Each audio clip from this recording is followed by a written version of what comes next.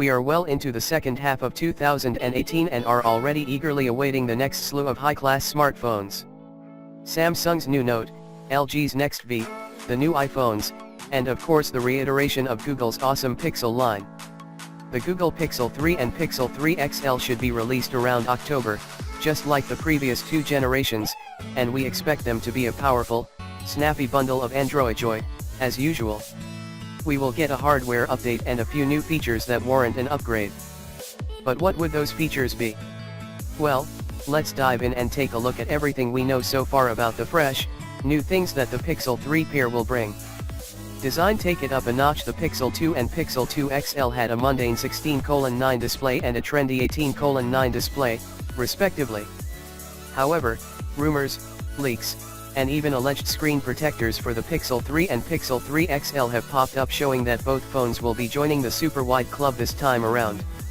It appears that the Pixel 3 will have an LG G6-esque look to its front, with an 18:9, 5.3-inch screen with even top and bottom bezels. The Pixel 3 XL, on the other hand, pushes its display further up, possibly widening the aspect ratio. Its screen is rumored to have a 6.2-inch diagonal and a notch at the top, clearly seen on leaked prototype units. Though, the device still has a chin, which will hold one of its stereo front-firing speakers. Leaksters say that, despite these changes, the phones will not be very different to the Pixel 2 and 2 XL in terms of size and handling.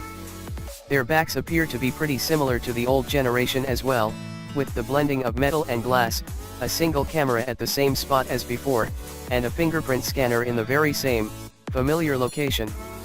Last year, Google defied the duo-cam trend entirely. The Pixel 2 and Pixel 2 XL still have a single selfie camera and a single back-facing snapper.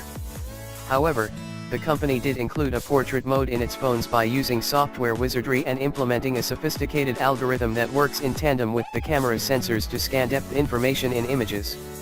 It was Google's display of brains over brawn, if you will. This year, however, all leaks point towards both the Pixel 3 and Pixel 3 XL featuring a dual camera. But, get this, the dual module will be on the phone's front. The main camera on the back is still a lone unit. Some speculate that the dual cameras will be used for better portrait mode selfies, but this kind of goes against Google's strides to accomplish DSLR-esque bokeh via software only. Others presume that the dual selfie cameras might be used for some sort of advanced face unlocking to keep up with the trends.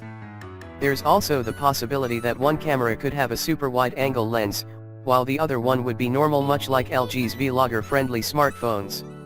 Not so much a Pixel 3 feature, but an Android 9 edition. We will be seeing Google move to a swipeable navbar for software navigation. In other words, we will get a gesture-based UI, much like the one on the iPhone X.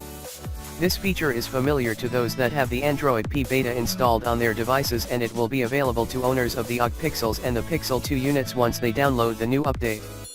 However, the Pixel 3 and Pixel 3 XL are the first Google phones designed to work with this new gesture-based UI out of the box, and we imagine Google would have thought of the ergonomics enough to maximize the experience.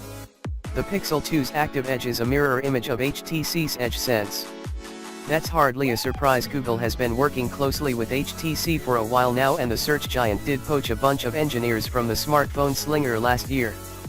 The original Pixel XL started at $770 for the base, 32GB version, while the Pixel 2 XL bumped both values to $849 and 64GB, respectively. The Pixel 3 XL is likely to come in versions with 64GB and 128GB of onboard storage, but due to some hardware changes, such as the alleged dual front-facing cameras, it may still fetch a higher price tag. We can't say if it would cost $50 or $100 more, but we are expecting the XL model to be more expensive than last year's. Maybe even the regular Pixel 3. So, are you excited for the next generation of Pixel phones? Would you buy one if it ends up being $100 more than last year's models?